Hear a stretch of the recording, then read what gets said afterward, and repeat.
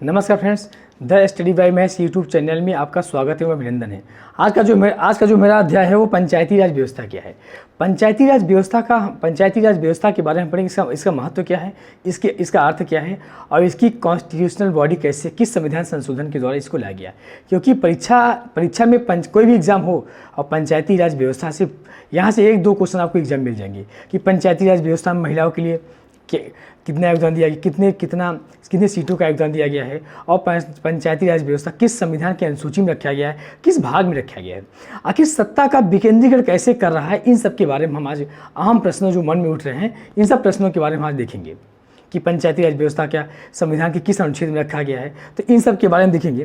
तो सबसे पहले हुआ क्या कि सबसे पहले पंचायती ये हुआ कि अगर शासन अगर दिल्ली से चलेगा तो दिल्ली का अगर विकास होगा, गाँव का विकास नहीं हो जाएगा। तो महात्मा गांधी का सबसे बड़ा सपना था कि गांव का विकास किया जाए, कि जो भारत होता है वो भारत गांव में बसता है और गांव का विकास किया जाए। तो गांव का विकास करने के लिए उन्होंने कहा, ये जो सपना देखा था, इस सपने के लिए इन्होंने क्या किया, 1959 में जो 2 अक्टूबर 1959 ईस्वी को हमारे नेहरू जी प्रधानमंत्री थे और इन्होंने क्या किया, ये नागौर जिला से आंध्र प्रदेश से इसको लागू कर दिया गया। लेकिन पंचायती राज व्यवस्था क्या थी, इसके पहले कई समितियाँ बनाई गई क्योंकि 1952 में सामुदायिक विकास कार्यक्रम था। तो सामुदायिक विकास कार्यक्रम असफल हो गया था। तो असफल हो जाने के बाद में ये हुआ कि नहीं, अब क्या किया जाए, क्योंकि जिस सामुदायिक विकास कार्यक्रम के द्वारा गांव का विकास किया जाना था वह सफल हो गया। तब ये हुआ कि नहीं, अब गांव का विकास कैसे किया जाए। तब उन्होंने कहा किया कि कई समितियाँ, जैसे बलवंत राय मेहता समिति, जो बलवंत राय मेहता समिति ने जो त्रिस्तरीय मॉडल को दिया, बहुत अच्छा मॉडल था और अंत में भारत सरकार ने इस मॉडल को अपना लिया कि ग्राम स्तर पर ग्राम पंचायत, प्रखंड स्तर या क्षेत्र पंचायत पे आपका पंचायत समिति और जिला स्तर पर जिला परिषद होगा। तो 2 अक्टूबर ये समिति 1957 में आई थी, लेकिन 2 अक्टूबर 1959 को लागू किया गया था। तो हम सबसे पहले देखते हैं कि पंचायती राज व्यवस्था के बारे में देखते हैं कि सबसे पहले देखा जाए कि इसका मतलब क्या होता है कि सत्ता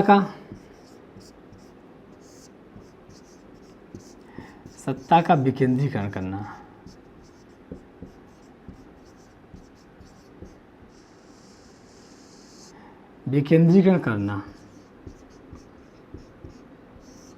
सत्ता का इसका उद्देश्य ही है, इसके उद्देश्य, क्योंकि एग्जाम में सीधा पूछेगा कि पंचायती राज व्यवस्था का उद्देश्य क्या होता है, सत्ता का विकेंद्रीकरण करना। कि शासन का जो शासन है आपका, ये जो शासन है, इस शासन जो केंद्र से दूर जाना, परिधि की ओर आना, इसे बोलते हैं कि below the person, last person of the society. जो हाशिए पे बैठा हुआ व्यक्ति है, अगर यहाँ पे कोई शासन बैठ रहा है तो जो हाशिए पे बैठा हुआ व्यक्ति है यहाँ से स्टार्ट किया जाए। हम सबसे पहले इन पर ध्यान दिया जाएगा, इसे बोलते हैं पंचायती राज व्यवस्था। इसके बाद में सत्ता का विकेंद्रीकरण की बात हो गया। जब 2 अक्टूबर क्या किया गया, सत्ता का विकेंद्रीकरण हो गया। जब बलवंत राय मेहता समिति आई और 1957 में आई, बलवंत राय मेहता समिति 1957, इन्होंने क्या किया, इन्होंने त्रिस्तरीय मॉडल दिया। कौन सा मॉडल दिया, त्रिस्तरीय मॉडल दिया।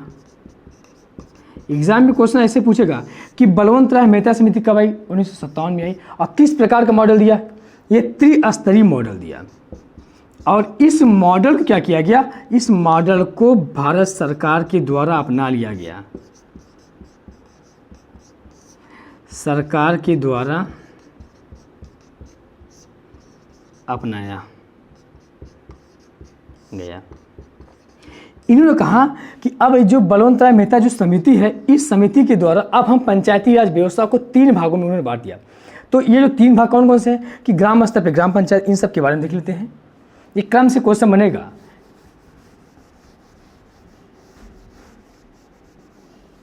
इन्होंने क्या कहा कि ग्राम स्तर पे क्या होगा, ग्राम स्तर पे ग्राम पंचायत और प्रखंड स्तर या क्षेत्र स्तर, प्रखंड या क्षेत्र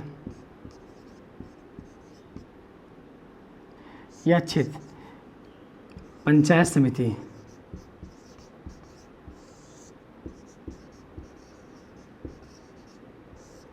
और तीसरा है आपका जिला स्तर पे, जिला स्तर पर क्या होगा, जिला परिषद होगा।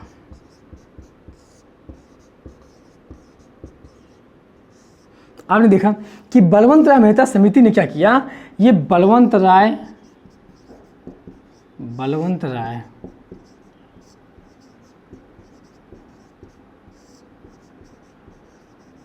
मेहता समिति 1957, इन्होंने क्या किया, पंचायती राज व्यवस्था के 3 मॉडल दिया, ग्राम स्तर पे ग्राम पंचायत और प्रखंड या क्षेत्र स्तर पे पंचायत समिति और जिला स्तर पे जिला परिषद होगा।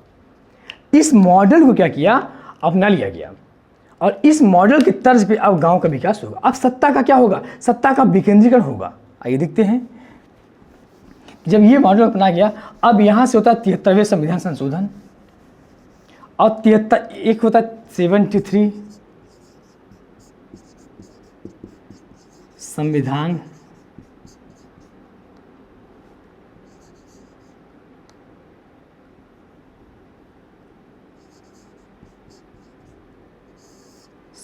संशोधन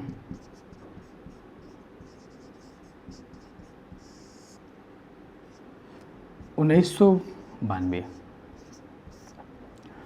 73वें संविधान संशोधन 1992 हुआ, 73वें संविधान संशोधन 1992। तो इस संविधान संशोधन क्या किया कि अनुसूची 9वीं जोड़ी गई, अनुसूची 11वीं जोड़ी गई, भाग 9 जोड़ा गया, अनुसूची 11वीं जोड़ी गई कि इस अनुसूची में क्या होगा, ग्राम पंचायत गठन होगा।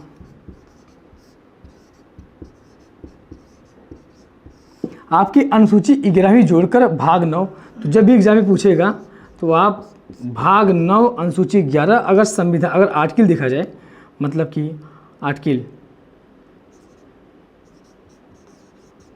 अगर आर्टिकल देखा जाए मतलब कि अनुच्छेद,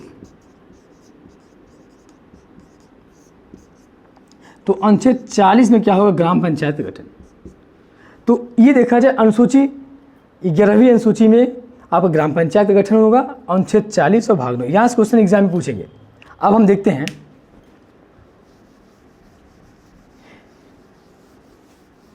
इसी जब 73वें संविधान संशोधन किया गया, 73वें संविधान संशोधन के द्वारा 11वीं अनुसूची और 74वें संविधान संशोधन के द्वारा आपका नगर पालिका।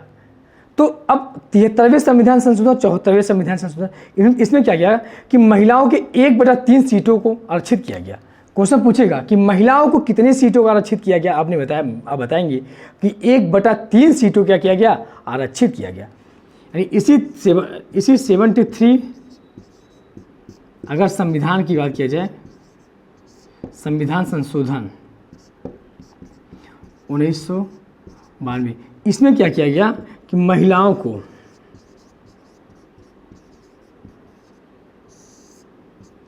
महिलाओं को 1/3 सीटों को आरक्षित किया गया। यहाँ ये बहुत इंपॉर्टेंट फैक्ट है, आप फैक्ट को देखते रहिए कि इसी 73वें संविधान संशोधन के द्वारा क्या किया गया, आपकी 11वीं अनुसूची जोड़ा गया जो ग्राम पंचायत से संबंधित है, और इसी क्या बोलते हैं महिलाओं को 1/3 सीटों को क्या किया गया, आरक्षित किया गया। अब देखते हैं कि एक सवाल आता है कि ग्राम पंचायत, अगर देखा जाए, ये जो ग्राम पंचायत है, ग्राम पंचायत ये राज्य सूची का विषय है।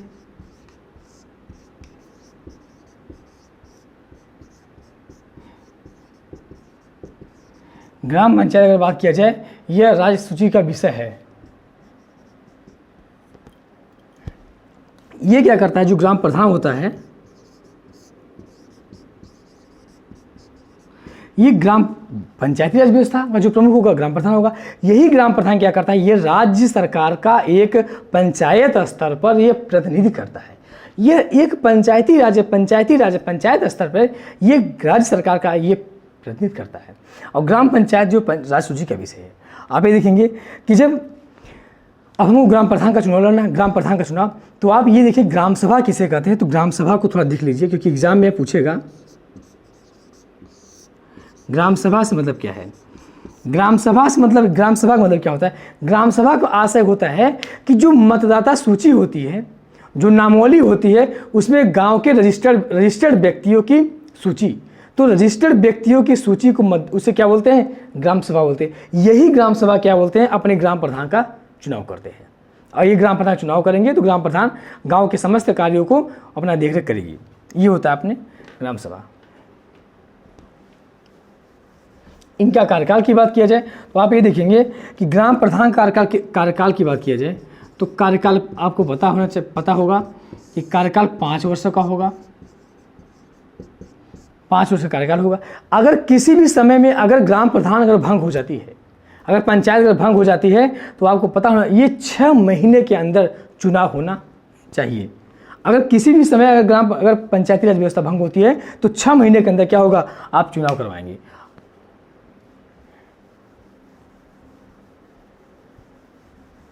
और एक चीज़ और है कि अनुच्छेद 40 ये अनुच्छेद 40 है ग्राम पंचायत। तो अनुच्छेद 40 क्या है, ये नीति निर्देशक सिद्धांत के अंतर्गत आएगा। इसका मतलब कि नीति निर्देशक सिद्धांत का मतलब क्या होता है कि वेलफेयर फॉर सोसाइटी, समाज के कल्याणकारी समाज की स्थापना करना, यानी यही क्या है आपके नीति निर्देशक सिद्धांत का मतलब होता है कि कैसे कल्याणकारी राज्य की स्थापना किया जाए। और कल्याणकारी राज्य की स्थापना करने के लिए राज्य सरकार ने क्या किया, पंचायती राज का और पंचायत का एक बॉडी बनाया। और किस प्रकार से समाज की जो मूलभूत आवश्यकता होती है, जैसे मान लीजिए कि आपका हेल्थ, एजुकेशन, अच्छे स्वास्थ्य, तो इन सब के बारे में पंचायती राज व्यवस्था के अंतर्गत समस्त प्रकार के कुछ कानून बनाए जाएंगे ताकि समाज की जो समरसता, समाज में क्या होगा, समाज में समरसता बनी रहे और समाज की गतिशीलता चलती रहे। तो इन सबको ध्यान में रखते हुए राज्य सरकार क्या करेगी, एक कानून बनाएगी कि जो ग्राम के स्तर पे सत्ता का जो विकेंद्रीकरण करके जो गांव का विकास करेगा। और गांधी जी का क्या था, गांधी जी का सपना भी यही था कि किस प्रकार से पंचायती राज व्यवस्थाओं का क्या किया जाए, विकास किया जाए। तो ये चीज़ देखा जाए। अब हम देखते हैं कि कौन कौन सी समितियाँ आई थी पंचायती राज व्यवस्था के अंतर्गत। आपके पहली समिति थी बलवंतराय मेहता समिति 1957।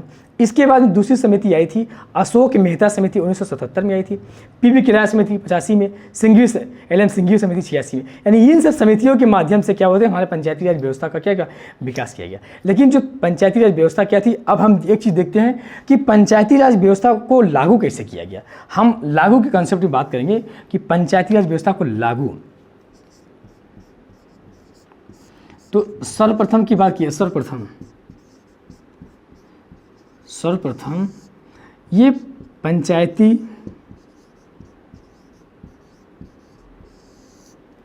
राज व्यवस्था, ये जो व्यवस्था थी ये क्या थी, ये पायलट प्रायोगिक योजना थी। पायलट प्रायोगिक,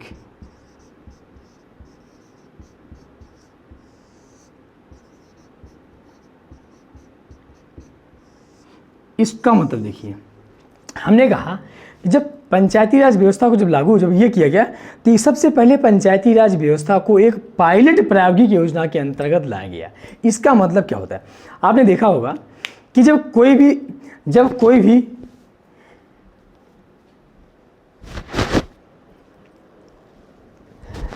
भी योजना अगर आती है तो सबसे पहले एक उसके सामने लिखा हो तो ये पायलट योजना। मोदी जी बोलते हैं कि ये जो हमारी योजना है वो पायलट योजना है। तो पायलट का मतलब आप शायद अगर आप नहीं जानते हैं तो जान लीजिए, जो जानते हैं तो और अच्छी बात है, रिवीजन हो जाएगा। तो पायलट प्रायोगिक योजना का मतलब क्या होता है, जैसे कोई योजना अगर किसी विशेष क्षेत्र में अगर लागू करना हो तो सबसे पहले एक प्रैक्टिकल के रूप में उस विशेष क्षेत्र में इस योजना को लागू कर दिया जाएगा।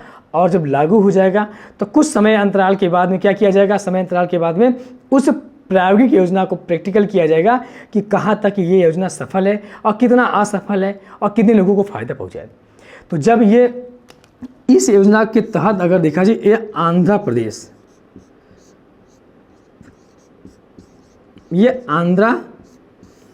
में क्या किया गया, आंध्र प्रदेश में ये योजना लागू कर दिया गया। पायलट प्रायोगिक योजना के तहत आंध्र प्रदेश में लागू कर दिया गया।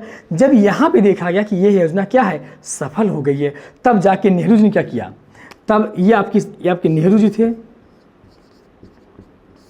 और नेहरू जी ने क्या किया कि 2 अक्टूबर 1959 को क्या किया, ये नागौर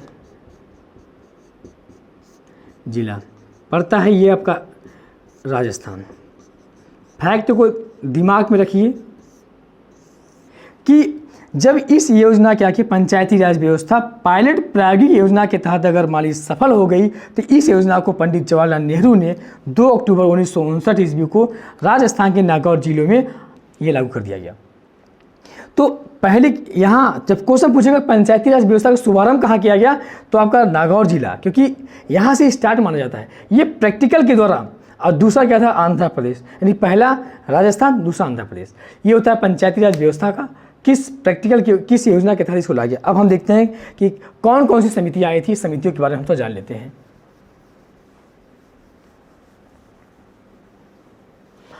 यदि पंचायत भंग होती है तो 6 माह के अंदर हम तुरंत निर्वाचित करेंगे।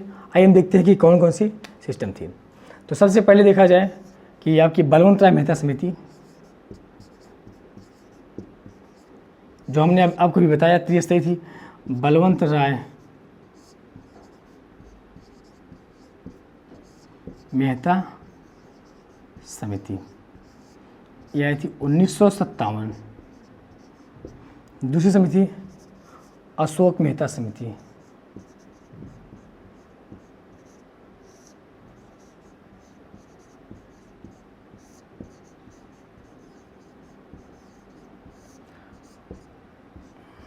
उन्नीस सौ 77। पीवी के राय समिति 1900, पीवी के राय समिति 1985। आपका चौथा है LM